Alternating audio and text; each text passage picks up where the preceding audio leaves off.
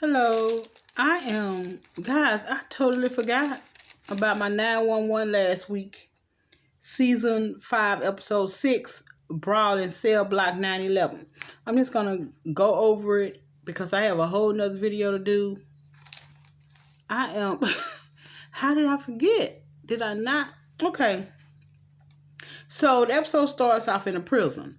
And, so the sergeant I'm say the cop, or no, they're not called cop. The correctional officer or inmate, I don't know what they call.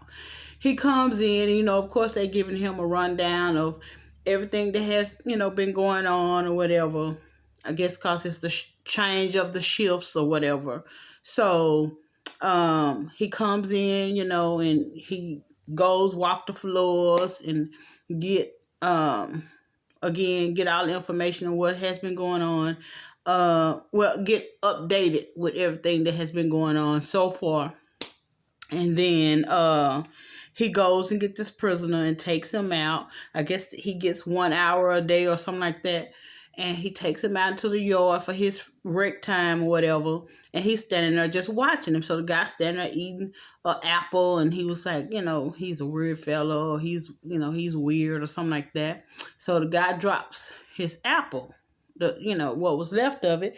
And so he was like, hey, no littering. Pick that up. So the guy bends down, pick up the apple. Well, you already know we're in prison. If he dropped the apple, it was something behind it. Okay. So come to find out, this man, the one who started all of this stuff, the actual man who the officer was monitoring while he outside, he have a son. I'm just gonna run through it. He have a son. His son was needing a heart transplant. He already figured, he was in prison for life, and he wanted to give his heart to his son so that his son could live, because he already knew, hey, I'm no good. I'm riding. My life didn't amount to a hill of beans. And if the one good thing I could do before I leave, earth or whatever, or take my last breath or die up in here with all these people, is I would rather give my heart to my son. And so he orchestrated this whole big fight. He orchestrated, because when he bent down and picked up the apple, somebody had left him a knife in the dirt or whatever. So he get the knife, go in, him and this inmate, act like they was fighting or whatever. So the brawl is in effect, and people, the inmates and the officers are fighting everywhere. So of course Bobby and them get a call because people are down, and they lock down the prison. So here come Bobby and the crew. They have to go through, come through the back or whatever to get to the place with an escort. Of course, they had a police escort. They get to the place. They get through the prison, and they find 2 inmates. Well, they find 2 wounded people, because what they realized is the wounded people, one they put on the truck, and one they put in the ambulance, and one they took to the infirmary. Well, come to find out, 2 inmates, which was one of the guys, which was one who orchestrated the whole thing, and his henchmen, drug those men in there, beat them up, tried to kill them, took their clothes, put them on. So Buck them taking the other guy out into the truck. And the 2 inmates come out because, they thinking they're going to ride with 2 cops, going to ride with them. And it's the 2 men have escaped. And, of course, they didn't realize this until it was too late and they was on the truck. So it's Buck and Eddie in the ambulance. Eddie's in the back. Buck is driving. So the guy pulled a gun out, So he basically hijacked the ambulance with Buck and Eddie. And I mean, these people are going wild in this prison. They trying to keep it locked down as much as they can. Then all of a sudden you see, they trying to ram this table through the doors, and Bobby tell them, hey, we need to wake this man up. So because it's 3 sets of keys, and Bob needs some information. who else or who will have the other set of keys or whatever. Otherwise, these people gonna get in here, right? Because it's like the main key or whatever. So they wake him up and he, help him or whatever. Henny had to operate on the man and to save his life, and it was a trip. And so, I mean, so the so the probie, he had to go. He needed to go and check to make sure, who all was okay, who needed help or whatever, which of course, this is prison. They all nervous, and he went, but he's feeling some type of way, because it's like, I didn't sign up for this. Like, I didn't sign up to come to prison and lose my life. I didn't sign up to come to prison and, this ain't what I signed up for. However, they doing a little bit much because, maybe Bobby's house or station is the closest to the prison or whatever. So, I probably wouldn't want that call either. I don't know, but he was feeling some type of way, So they was, so Bobby Neal was trying to get out. Okay, so the cops, they checking on the because there was a GPS on the ambulance, and so cops are, this cop car, he's pulling up, and he was like, "You should be right on top of the ambulance." What happened was they ripped off the GPS. Okay, so when when Buck and Eddie and, two criminals, I ain't gonna say crooks, the two inmates, they had drove off. Well, all of a sudden they took their phones, took their wallets, and so he threatened Eddie. He was like, "Yeah, is this your kid?" And he looked at his driver license at this address. So, given the fact that I know where you live, you may want to cooperate, And so they were busy trying to, they was, because the man, his whole agenda was to save his son. Like, all of this happened. You know how sometimes they say you have good intentions? How does that saying go, guys, when they say you have good intentions, but the wrong, how do that go? I can't remember. And I feel like at this moment, that to me, that was him. He had the best intentions, but the wrong way of pursuing, I don't know, justice or whatever. I don't know. It's a saying that they say, and I feel like, and that's what I thought about when I was looking at it. I was like, he have the best intentions because he want to save his son, and then because he was gonna die. Like, he was on a waiting list. Like, he was gonna die if he didn't get a heart. And so the whole idea of the man planned that he was gonna take himself out so his son can get the heart. But then, like they were saying, it don't work like that. So they were sitting, and then Eddie had told him, Eddie said, let me help you because Buck got away. And so he got away and got back. But the man had Eddie by gunpoint.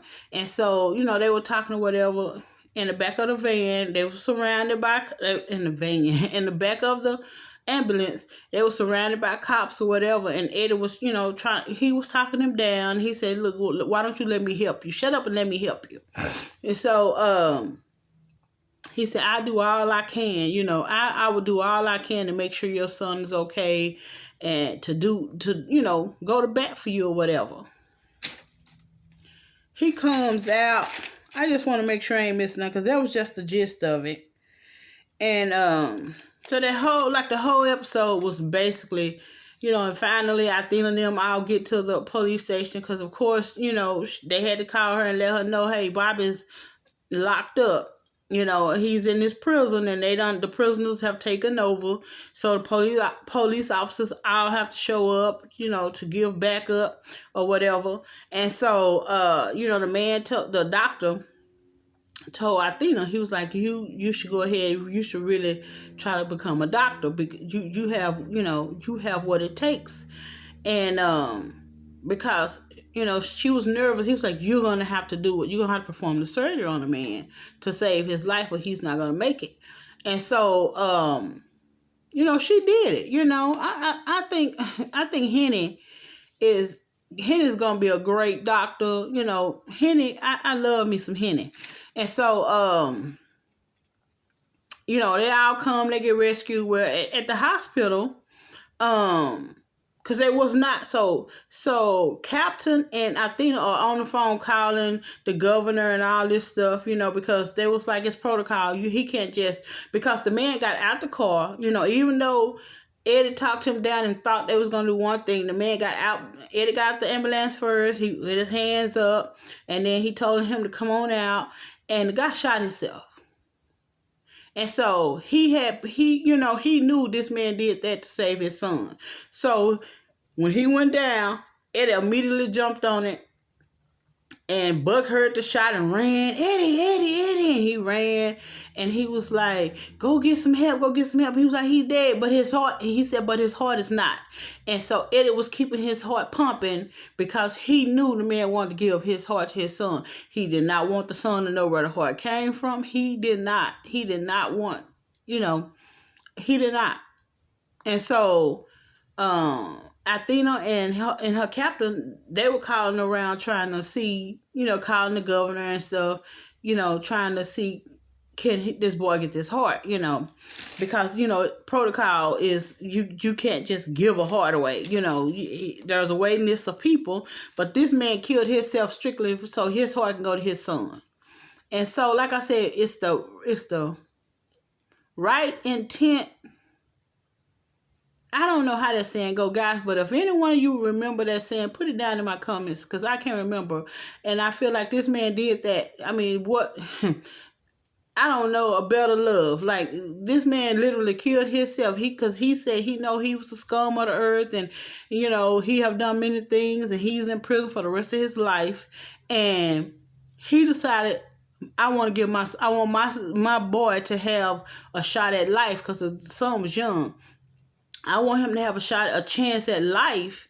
And if the only way he's going to get a chance at life is getting my heart, then he can have it. Good intentions, but the wrong whatever. I don't know how that saying go, but I'm gonna have to remember it.